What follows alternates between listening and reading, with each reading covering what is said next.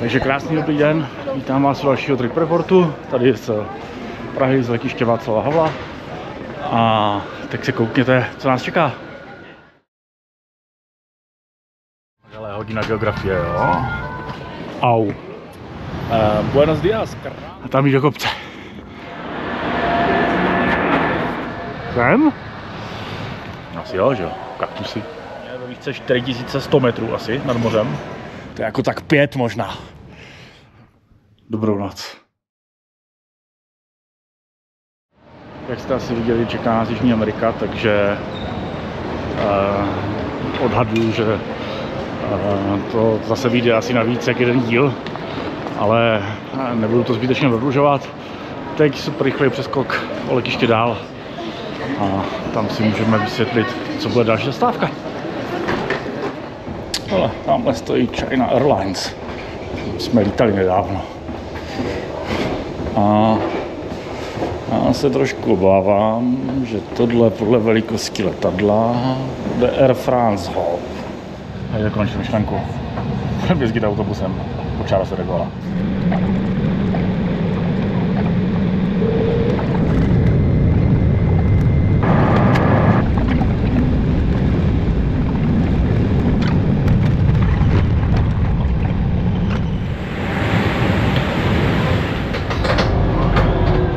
Tak jo, já jsem se přesunul do terminálu M na říšského letiště, to je ta nešengenská část. A příští zastávka Bogota, Kolumbia. A podobně jako v Ázii můžu prozradit, že to nebude jediné místo, které v Jižní Americe navštívím. A vidíme, jak to půjde. Hele, už ho tady mám napsaný, takže AF422 M47. Se těším. Je to týden plný zábavy. Tak tamhle ta železná trubka s názvem Airbus 350. To je můj domov na příštích 12 hodin. Hele, hodina geografie, jo. Před 5 dny jsme letěli odsud sem. Musím otočit planetu. Ještě tam otočit takhle. A jak poletíme takhle přes Atlantik. Hluboko pod náma řádí Atlantik. Tak jo, jsme těsně před přistáním, 20 minut. A máme za sebou Atlantik. A už se těším do postele.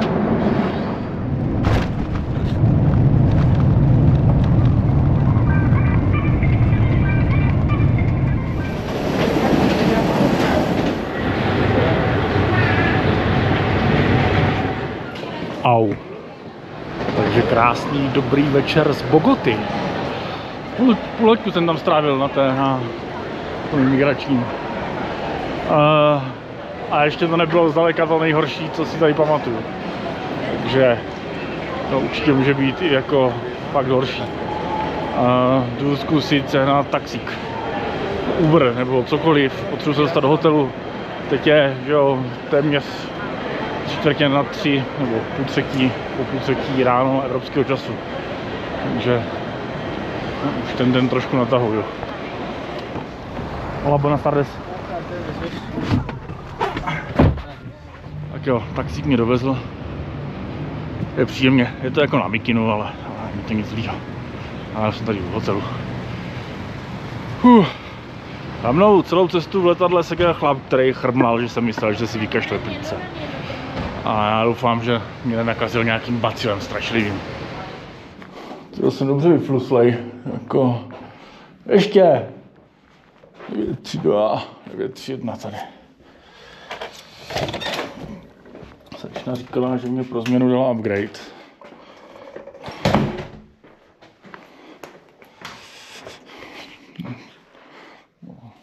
Mně to přijde jako normální pokoj. Speciálně za ty prachy mně to přijde jako úplně obyčejný pokoj, ale OK.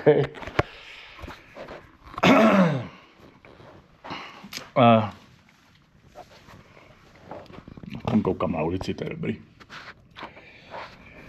No přátelé, dlouhá cesta, jsem trošku utahanej. Zkusím si sehnat někde nějaký, nevím co, jídlo. Paní říkala, že ještě bazén je otevřený do půlnoci, ale tyjo, já si na to nemám sílu dneska. Dneska to asi vzdám. Takže já zase nebudu vidět, co. Hele, ráno se uvidíme. Buenos días, krásné dobré ráno z Bogoty. Vyspinkal jsem se do Růžova, přespal jsem i jetlag úspěšně. Ale zbudil jsem se někdy v 5:30 ráno, což je jako super úplně. Takže jsem už posunutý blíž tady k tomu času. Jsem utánej a já jsem si báječnou snídaní, což to tady asi před sekundou viděli. Strašně zdravou. A teď je čas se porozhlídnout po Bogotě. Bogota je 4 stupně na sever od rovníku. V podstatě stejně, nebo postupně jinak než je Kuala Lumpur. Proč mám na sobě mikinu a džíny a nemám na sobě kraťasy? Mízová otázka, takže odpověď je velmi jednoduchá, protože jsme ve vysoké nadmořské výšce. Takže Bogota je 3. nejvyšší hlavní město na světě, co se týká nadmořské výšky. Průměrně je asi 2650 metrů nad mořem, to vůbec není málo. Takže když budete mít pocit, že chodím nezvykle víc při chození, než chodím normálně, tak je to, protože výška. Řídkej vzduch. A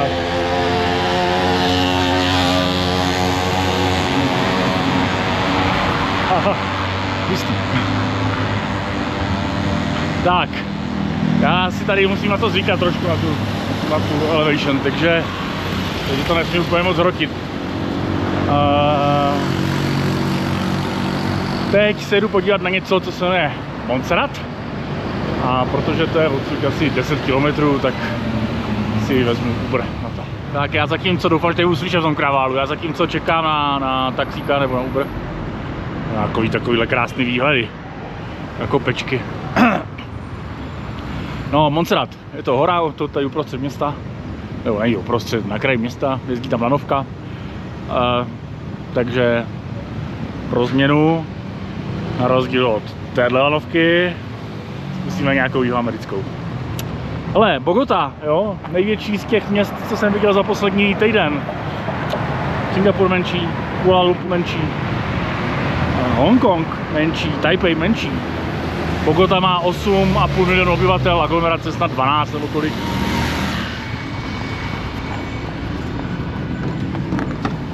Buenos días. Muy buenos días. A teleférico.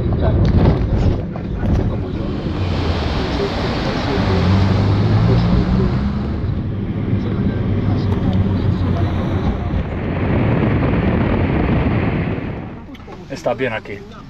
Listo. Gracias. Ahí puede, ahí puede. A jdu tady do toho Bílého domu, jo, tamhle do toho starého. A tady zácpa jako blázen, nemělo cenu tady stát, tak jsem vystoupil. Dojdu pěšky, kousíček, asi rychleji, což to auto. Jsem asi 7:30 ráno, což je jako velká výhoda, protože tady není ale vůbec žádná fronta. Když tady odvírají už jako před hodinou asi. Lístek jsem si koupil elektronický, takže bych měl jít hned na řadu. To je další, jak byla v tom v Hongkongu. Ale už se to blíží. Tohle je mnohem bližší, to je na Petřím. To má plošinky takový rovný.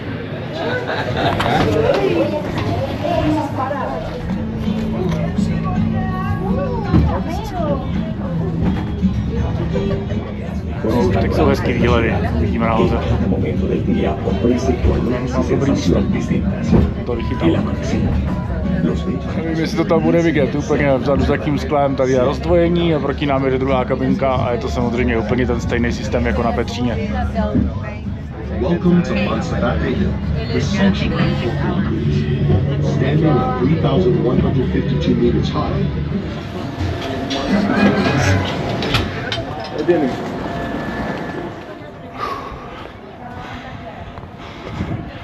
Kdybyste z nějakého libovolného důvodu měli pocit, že chodit ve 2650 metrech je jako málo namáhavý, tak je úplně nejlepší nápad Víc do lanovky, je do 3150 a tam jít do kopce. Takže tady píšou, že jsem 3170 metrů nad mořem.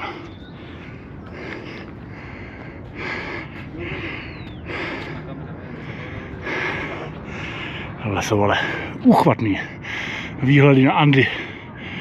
Tamhle Krist nahoře na kopci. Troška smogu nad městem. Takže přátelé, pointa tohohle výletu bude vysoký nadmořský výšky. A 3170 si myslím, že je dobrý začátek takového tripu. Máme obrovský štěstí, že takhle krásně vyšlo, že prosvěcuje sluníčka místama. 12 milionová aglomerace před náma, že jo. Je obrovský, když jsme přistávali, jak to z toho letadla, ty světýlka nevypadalo, ale tam mám hotel tím směrem. A kam to se ukazuju, nevím, tamhle někde letiště.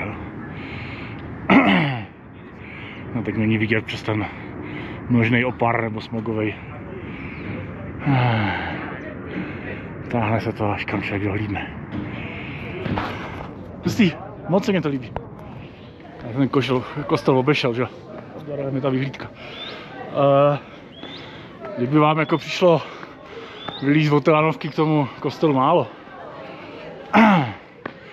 tak můžete ještě takhle se vydat nahoru. Tak je fakt brzo ráno, tak to tady vypadá strašně pustě. Ale garantuju vám, že když sem pojete odpoledne i za deště, tak tady bude 10 000 lidí, všechny ty stánky budou otevřený. Budou prodávat suvenýry. Je zajímavé, jestli tady taky prodávají bomby s kyslíkem. Já jsem do 3000 v pohodě. A jsou tam nahoře kousek dál, až otevřou hromady stánků s jídlem, jo? Dá se tam najíst. Na konci té uličky s těma stánkama a s občerstveníma dojdete do takovéhohle konce. Můžete si užít výhledy zase do zeleně, místo do města. Do džungle. No pase!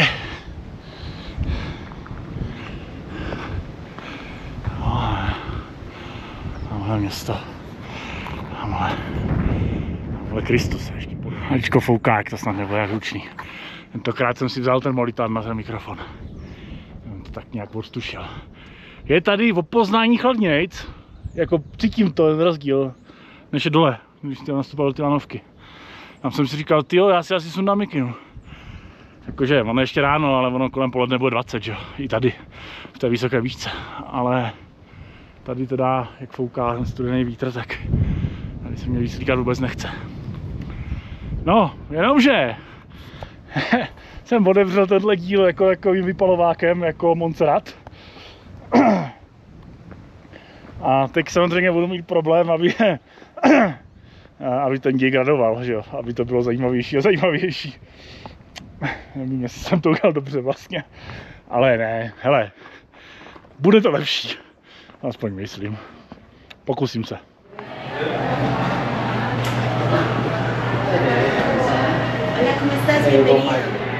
To po ránu, když to chystají, jak je to tady strašně příjemný. Se člověk nemusí mačkat v tom davu. A myslím, že si to všichni umíte představit. Jsou všechny ty stánky otevřený a krom toho je tady 10 000 lidí. Bylo ze zadu vidět, že vytírají podlahu vevnitř, podle mě normálně ten kostel otevřou. Třeba v 9 nebo tak. Což tady sice můžu počkat, ale no, tak teď trošičku odlehčíme. Podíváme se do centra. Na náměstí. Myslím, že tam parlament. Nechci kecat. Podívám se do centra, podívám se na náměstí. Už tam projdeme. A uvidíme, co nás strkne do očí. Lístek na lanovku stojí v přepočtu 120 korun. Zpáteční.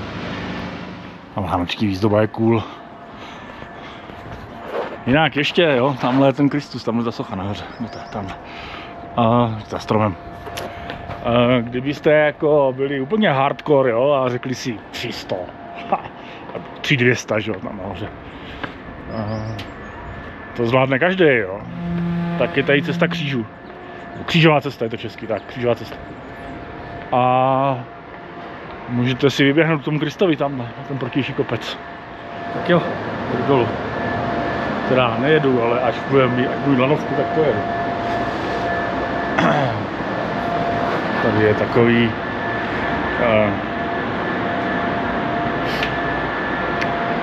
takhle.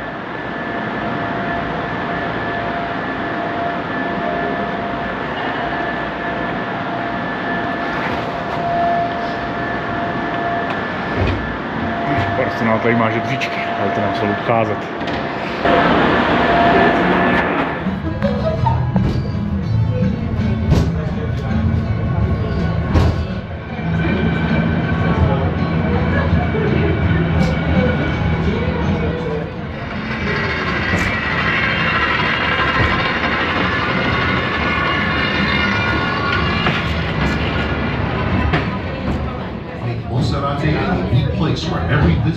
Pokládám původní lanovka, než postavili tudle. Tak, průměrný úspěch, taxík. 196 tamhle.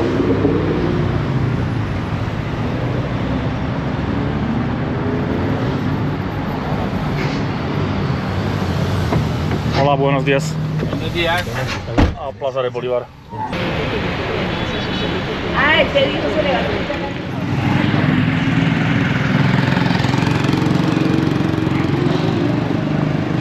Tak. A ještě polezu dál kousek, jo. Tak jo, já jsem se přemístil. Od tam. Sem. Tohle je Simón de Bolívar, El Libertador, osvoboditel. A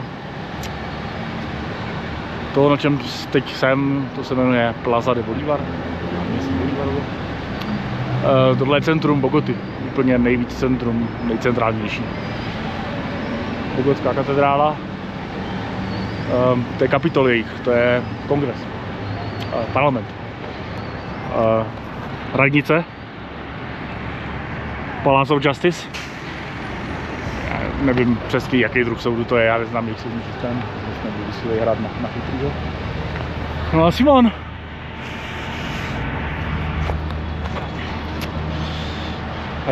Rychlokurs dějepisu. Simón Bolívar vedl to, co dneska je spousta těch zemí okolo, je to Venezuelán původně.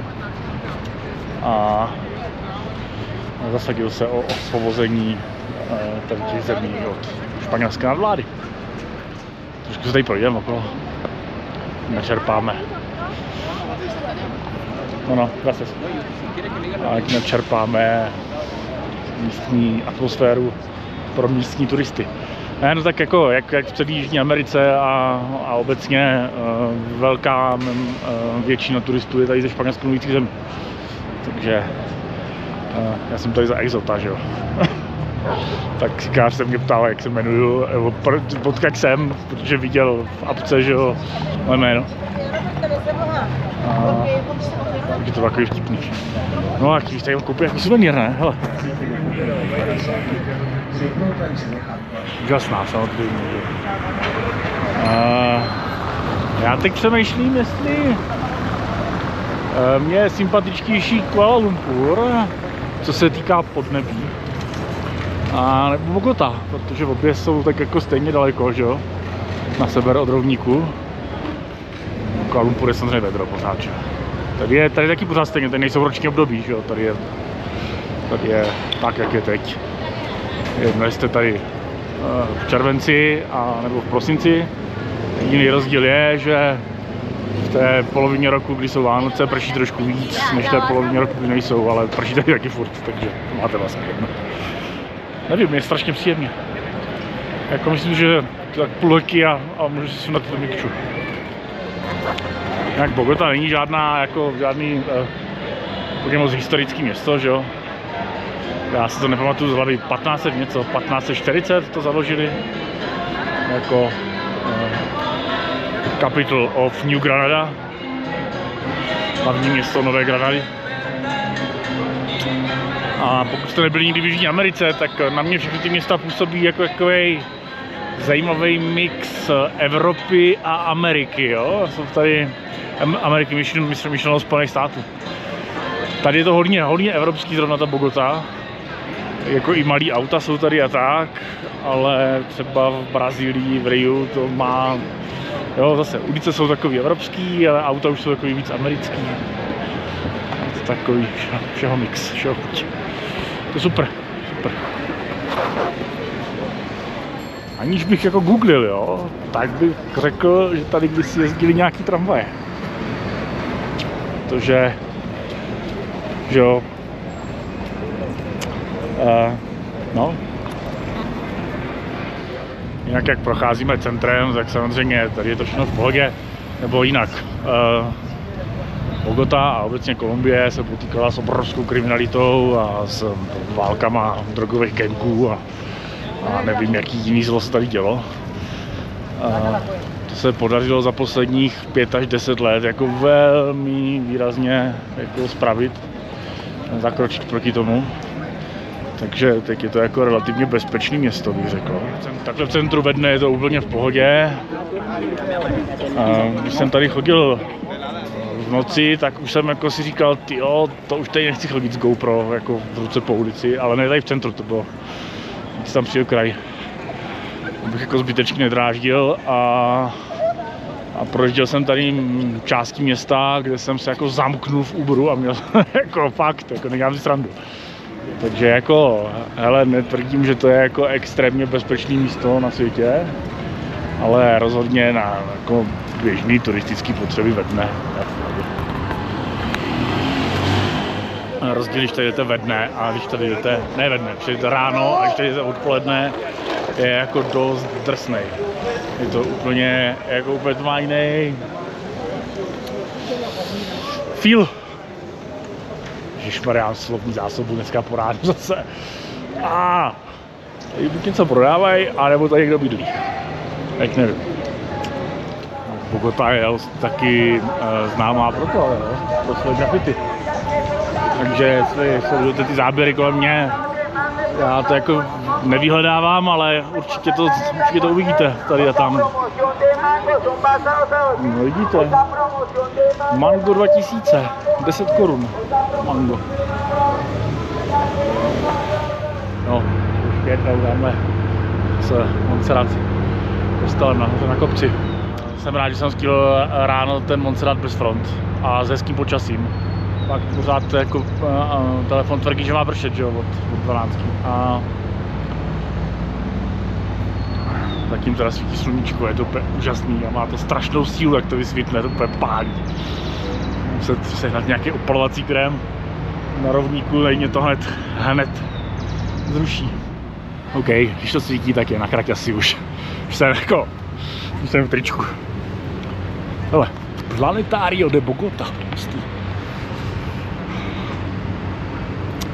No a tady mělo být Národní muzeum Bogoty, ale já jsem jako si původně říkal, že tam vlezu, jenomže abych jako z toho něco měl, tak to je na 3 hodiny. A já nevím, jestli se mě chce do muzea na 3 hodiny. Ne, já vím, že se mě nechce do muzea na 3 hodiny. Takhle. Tohle je ono. Co je na tom muzeu zajímavý? To je muzeum, že jo? Tam budou jako pěkný věci o historii Kolumbie, i před španělské, i v rámci Španělska a tak dále. Tak on je to bývalá basa, bývalý vězení. A co jsem četl na internetu, tak zachovali jako i architektonicky některé ty části, takže z toho titulu jsem si říkal, že jich tam šel, ale já jsem místo toho půjdu projít. Chodil 3 hodiny po muzeu, můžu chodit 3 hodiny po městě. Já určitě potkám ještě něco zajímavého cestou.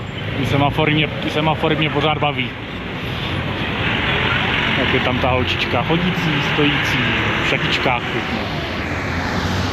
Jak člověk vypadne z toho úplně největšího centra, tak to začne být jiný a lepší. Ale už asi nejsou turisti jako já úplně běžný. Mám asi tancovat podle toho semaforu, nebo nevím, jak si to mám vyložit, ten obrázek. Ježiš, to voní, já to asi chci. Mimochodem ten Montserrat není jediný kopec, kam se tady dá jako na vyhlídku, jo. Tam je tady takhle na to Bogotou hromada. Ale a ten Montserrat, tam to, že tam je nejvíc turistů, tak je to zároveň nejpohodlnější cesta, že jo, s tou lanovkou. Když všude jinde musíte buď autem, taxíkem, nebo autobus tam jede. Jo, kdyby tady jezdilo metro, tak neváhám, protože tam si ušetřím jako čas v dopravních zácpách. Ale ten autobus té zácpy stojí taky, takže to není až taková výhra. Až na výjimku jezdí tady několik linek speciálních, který mají vlastní jízdní pásy. Musí. Jinak nevím, no, jaký z toho máte vy pocit, takhle, když to jako vidíte kolem mě. Už se říkalo země třetího světa, dnes se to všechno hází do jednoho pytle pod zkratkou země globálního jihu. Jako, to nechci úplně pouštět, jako, nevím, co má Indonésie společného s Kolumbií, ale jako, myslím si, že obecně tady to seskupování na hromádky už jako neplatí dávno, no. Tady to vypadá úplně stejně civilizovaně jako jakýkoliv jiný evropský město. Jediný, na čem bych jako řekl, že to je možná trošku jako méně civilizovaný, jsou spodiny, tady strašný smrad těch motorek a aut. Ale to je jenom otázka času, než si to sedne, že jo. No taky pěkný.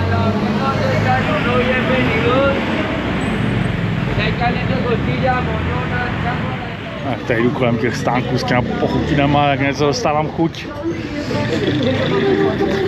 Se dát nějaký snack někde. Dobrý den, stánek tady bral karty s tím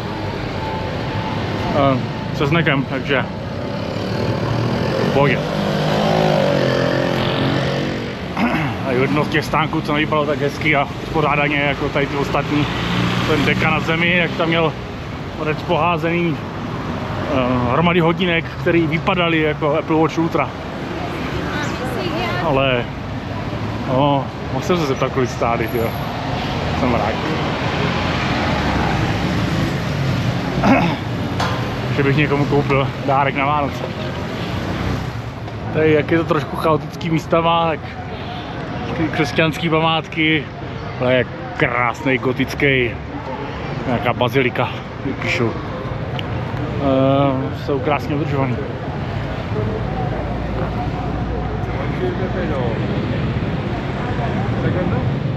Ale já vím, že jsem řekl, že radši budu chodit 3 hodiny po městě než po muzeu, jo. Ale já jsem to zase nějak natáhnul víc, než jsem měl, asi 7,5 kiláků, 2 hodiny v pohybu, co se týká čistě chození. Nejsou ty lanovky, jakové věci. Tak já to udělám jinak, on se blíží poledne. Ta empanáda, co jsem tam jedl před chvílí, ono už to hodina, že jo, na mě úplně najedla. Já jsem už v podstatě, jak jako pořád jdu, tak jsem nedaleko hotelu, já do něj dojdu. Civilizuju se trošku. A ještě mám jeden nápad vlastně, já jsem zapomněl.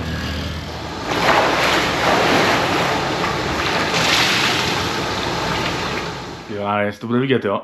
Já mám nějakou nabíječku, jo, jako battery pack k telefonu.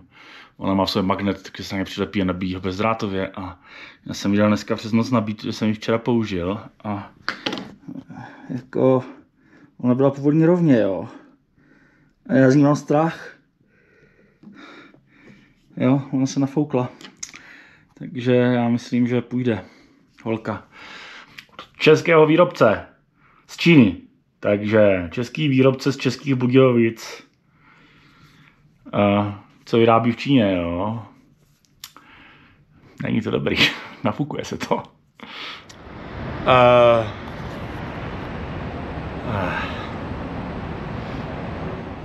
Takže pro změnu taxík. Hola, buenos días.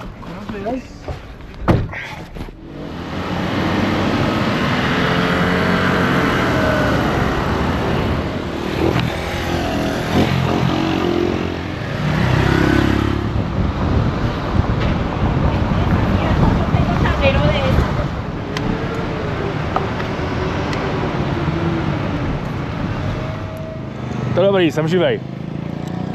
Jako. Tady ta doprava je jako vtipná, no. Jako místama. Já si můžu projít tudy, ne? Nebo ne? Já jsem vlezl nějakým zadním chodem. Já nevím. Asi ne, asi jdu dobře. Muchas gracias. Hele, proč ne? Takže jak jste pochopili z těch pár záběrů, co jsem tady střihl, pravděpodobně, tak jsem se ocitl v botanické zahradě, protože prostě je to tady pěkný. Takový nezvyklý místo pro mě, botanická zahrada. Ale podívejte, jo, jako to není jen tak, tady je to jako fakt moc pěkný. Jo, je to bambus, není to žádný fake. Mají tady prej 3 věci. Tropický pavilon, pouštní a ještě jeden jsem to zapomněl. To je jedno. Já jsem se nějak zasekl a ono je jako půlpatý, jo. Tady v zavírej. Jsem nějak jako nevychytal úplně ten detail. A iPhone nekecal, vidíte, leje jak z konve, jo, jako úplně to úplně jako drsný. Takže tohle by měl být ten tropický pavilon tady před náma. A tady píšou entrada. Chytnější byl ten borec u vchodu, ne? On mě říká, já vlastně nevím, co mě říkal, ale jako pochopil jsem z toho, že bych chtěl zkontrolovat baťoch, ne? Jako jestli tam nemám něco, co tam nemám mít, tak jsem na ně promluvil jedno slovo anglicky. A on říká, dobrý, běž. To bylo super. Tak já doufám, že v tropickém pavilonu bude tropický vedro. První věc je, že nejdřív jsem se ocitl v Andách, ne v tropickém pralese. Tady je zima naopak, tady není teplo. A asi to má zřejmě evokovat podmínky, co je vidět tady na té stěně.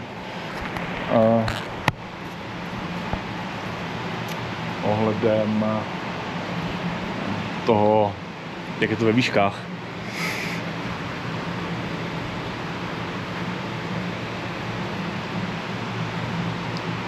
Mají tady prší jako ze stropu, jako regulérně.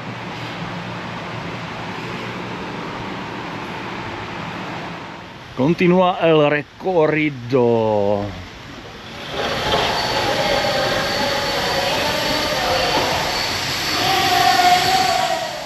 Tady podstatně chladněji, než bych čekal.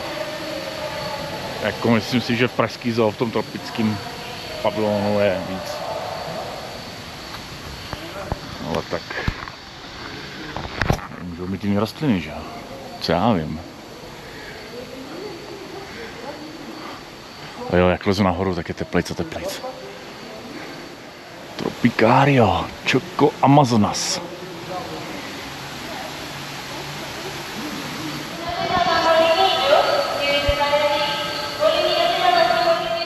Aleho.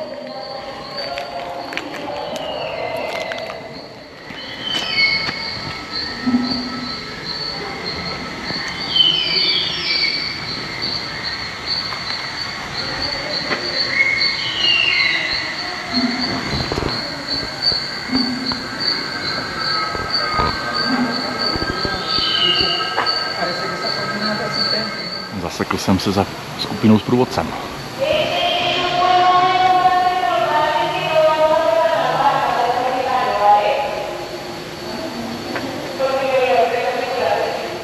Jsem to zakřikl, tady je. Jak jsem nahoře. Tady je sauna. Skupinu jsem předběhl. Ale tady to je jako super, ale tady tomu strašně chybí zvířátka. Jako fakt. Ale myslím ironicky. Tady kdyby jako skákali v opice, tak by to bylo úplně skvělý. Hustý, takže teď se dostávám do pouště. Asi jo, že jo, kaktusy.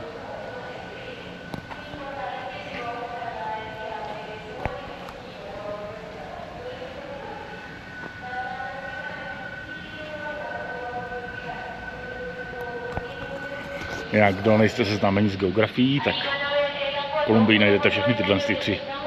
Deštný prales, amazonský, že poušť a vysoké hory. Já samozřejmě nevím, kolik botaniků sleduje tohle video, jo. Ale myslím si, že o jednom vím. Takže tohle je úplný arboretum.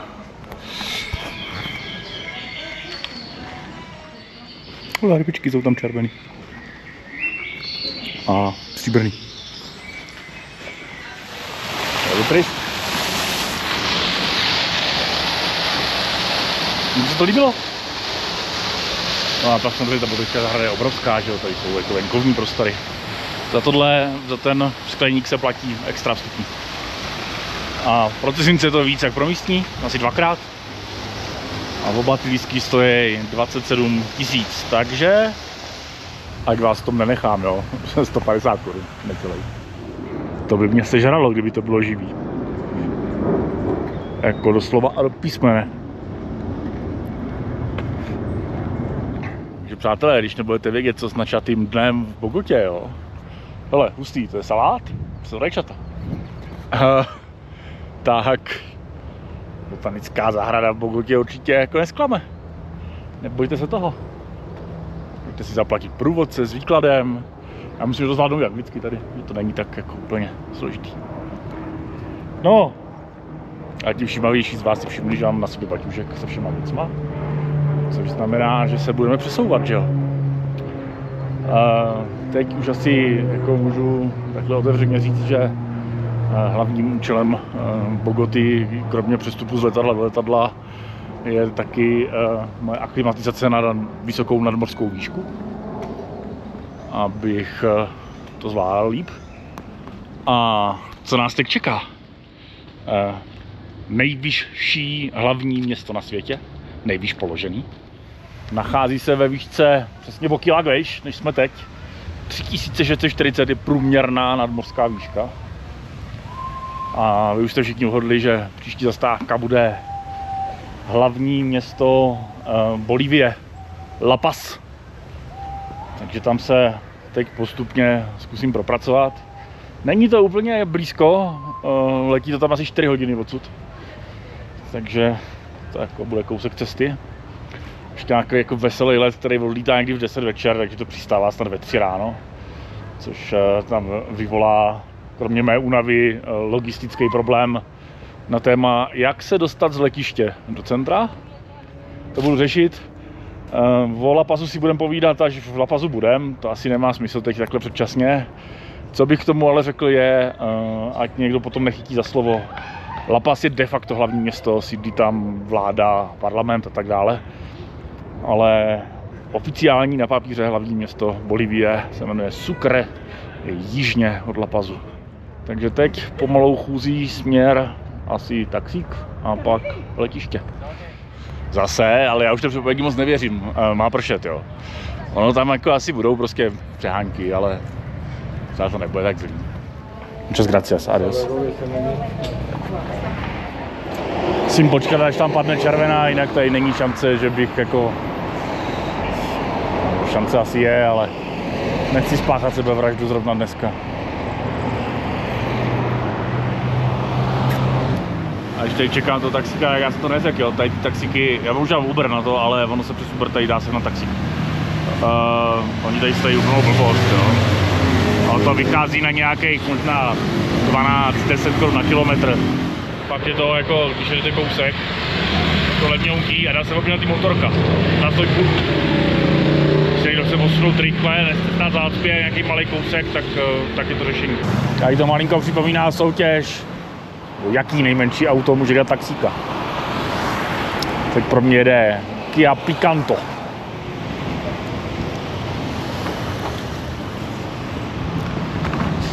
Hola, buenos días. Buenas tardes, ¿cómo está? Jak jsem říkal, že některé ty linky jsou úplně oddělený, to ono, tady to vidět. Jak mají úplně vlastní jako tu silnice. Muchas gracias. Sí, señor, con mucho gusto. Adios. Tak jo, jsem za pasovkou, venku se maličku smívá. Boarding mám za nějakou hoďku a půl asi tuším. Takže jsou jenom dvě věci, které vám chci říct. Za prvé, čistě pro zajímavost, já nevím, jestli je to na všech mezinárodních letech, prosím vás, jo? Ať někdo tak nevezme za slovo. Každopádně, když odsud letíte do Evropy, tak má boarding do letadla svá jistá kulturná specifika, řekl klasik. Jde o to, že vás vyskladají do uličky, nechají vyskladat všechny carry-on na hromadu, nechají to proběhnout psem, vás prošacujou a všechno je to kvůli drogám samozřejmě, že? Takže, ale jako normálně jako ve velkým, jako že vás opřou rukama vozet, jo? To není úplně. Takže to bude vtipný. Já vůbec nemám nejmenší tušení, jestli se mi to podaří nějakým způsobem natočit, ale pokusím se o to, pokud se to stane. Ale znovu, teď letím v rámci Jižní Ameriky, třeba vztah mezi Bolívií a Kolumbií je jiný než mezi Kolumbií a Evropou. No a druhá věc, to si řekneme za chvilku, to se bude týkat letiště, kde budeme přistávat. Jsem právě zdowngradoval svoji experience se stravováním na tohle.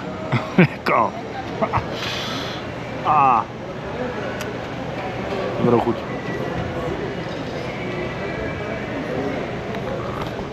Ale ještě k té cestě a k tomu přistání. Ale o La Pazu budu mluvit v La Pazu, ale musím říct jednu jako podstatnou věc.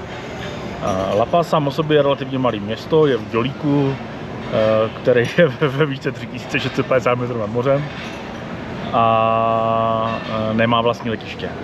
Letiště je ve městě El Alto, který sousedí, je úplně nalepený na La Paz, ale je nahoře na horní plošině ve výšce 4100 metrů asi nad mořem. To sousední město administrativně, že je to jedna velká aglomerace, ale v El Alto samotný má asi 850 000 obyvatel, což není úplně málo. Je to největší město na světě s nadmořskou výškou na 4000 metrů. Tak samotný to letiště, jo. To se myslím nachází ve výšce 4065, to má kótu. Jen tak pro zajímavost, je to 7. nejvýš položený komerční letiště vůbec, je to nejvýš položený mezinárodní letiště na světě a je to jediný letiště mimo Čínu v takovéhle výšce. Používají to aerolinky, když testují nový letadla pro jejich certifikace. Všechny nový Airbusy i Boeingy se testují na letišti v La Pazu, El Altu, pardon, aby prošli certifikací pro vzlet a přistání ve vysokých nadmořských výškách. Což samo o sobě je samozřejmě challenging, tak se tam přistává a vzlítá to už jenom z jedné strany, protože z druhé strany jsou kopce, ale teď už maličko vařím z vody. Bude tma, nebude to vidět, ale já myslím, že odlítám ve dne od tam, takže pak si to bude moc prohlídnout. Takže hromádka nej. Pane učiteli, je čas. Čas jít na gate. Každopádně letí mi to z A9A. Tomu, že jsem u A1, tak typuju, že to je takových 17 km tamhle tím směrem. Sjel jsem po schodech dolů. Takže je celkem naprosto jasný, že budeme bordovat autobusem, anebo po ploše, to nevím. Nastaly tady za oknem 2 autobusy. Ale tady to nevypadá, že by nás někdo šacoval. Tady na to není ani moc prostoru. You have the resident La Paz? No. No? Give me your ticket to exit from La Paz. Muchas gracias.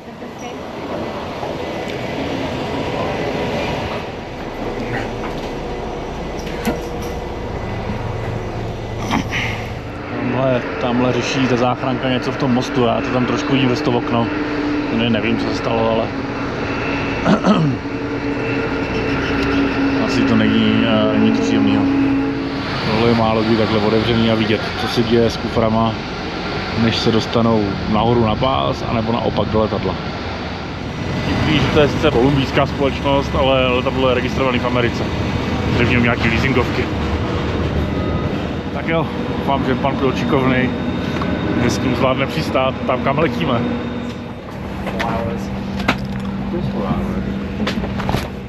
Ale já jsem jako příjemně překvapený. To jsou jako moc jako modré kara a úplně nový letadlo to vypadá. To A320 Neo. A tohle není jako anabáze na European Business Class, jo? Tohle je normálně, já mám economy lístek koupený. Jediný, za to jsem si připlatil, byla sedačka vpředu.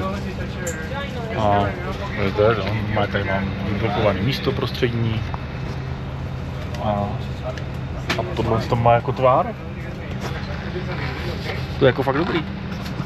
Jsem příjemně překvapený.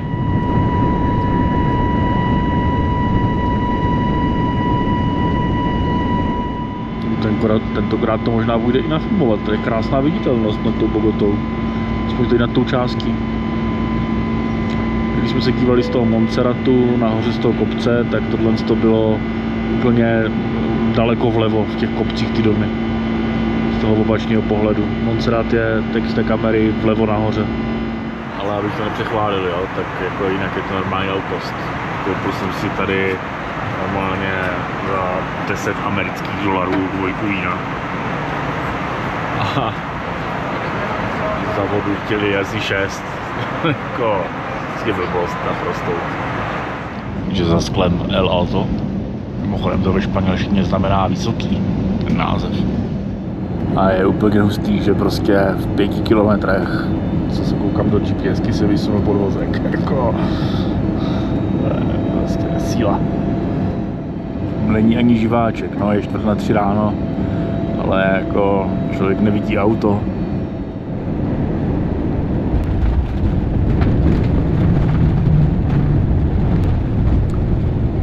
No, a jsme na zemi. Aeropuerto Internacional El Alto. Tady zima na Sibiři. Bylo tak 10 stupňů teď, možná míň. Tak jo, byl jsem vpuštěn. Dobře jsem tentokrát googlil, ale vykašlal se na to. Musíte mi vyplnit celní prohlášení. I když nic nemáte, tak ho musíte vyplnit. Je to dlouhý formulář. Když to uděláte elektronicky, tak si ušetříte spoustu bolení hlavy. Takže jsem byl rychle vevnitř. Sympatický letiště, jeho rozměr. Dobře, jdu zkusit se na nějaký odvoz. Zkusím to zevnitř, protože venku je zima. Mazda CX-30 Markin. Tyjo, fakt je zima. To není jako 10 stupňů. To je ještě míň. To je jako tak 5 možná. Jako mám zabolenou bundu, takže mě nechce lovit, ale to je zajímavý. Mám PIN v aplikaci v Uberu. A to nejsem zvyklý.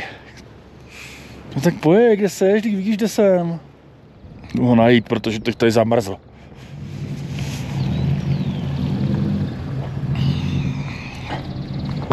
Buenas noches. ¿Cómo está? ¿Tiene un número PIN, por favor? 3560. Muchas gracias. Z República Checa, Europa. Wow, muy lejos. ¿Vacaciones, trabajo? Sí, vacaciones. ¿Tiene el número de teléfono? ¿Puedo llamar con usted para que le abran? Let me see. It sounds better. Buenas noches, estoy con un huésped de ustedes. ¿Le pueden abrir la puerta, por favor? Claro, por supuesto. ¿Perdón? ¿Qué habitación tiene, perdón? No, tiene una reserva, está llegando del aeropuerto. Ya, gracias. He's coming, right? Yeah. I got it. Okay. Thank you so much. Thank you for calling me. Yes, okay, wait in the car. Okay. Okay. Until he opened the door for you. Ah, here he is. Okay. There you go. Thank you so much. Have a good one.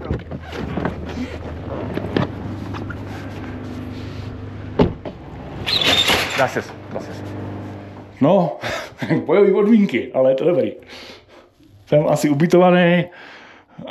Jsou za 5 minut 3 ráno. Pán říká, že snídaně jsou od 4, jestli mám hlad, ale Hele, hlad mám, ale půjdu na snídaní, až než budu zavírat, což je v 10. Jsem trošku unavený, no. To je jako dlouhý.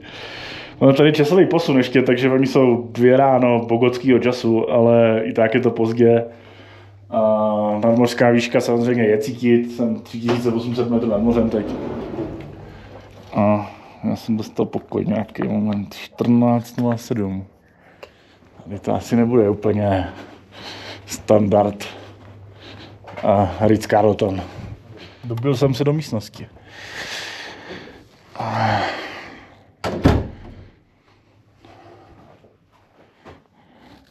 Tak, tohle bude moje útočiště, tak zase na chvilku. Dobře, přátelé, dobrou noc a díky.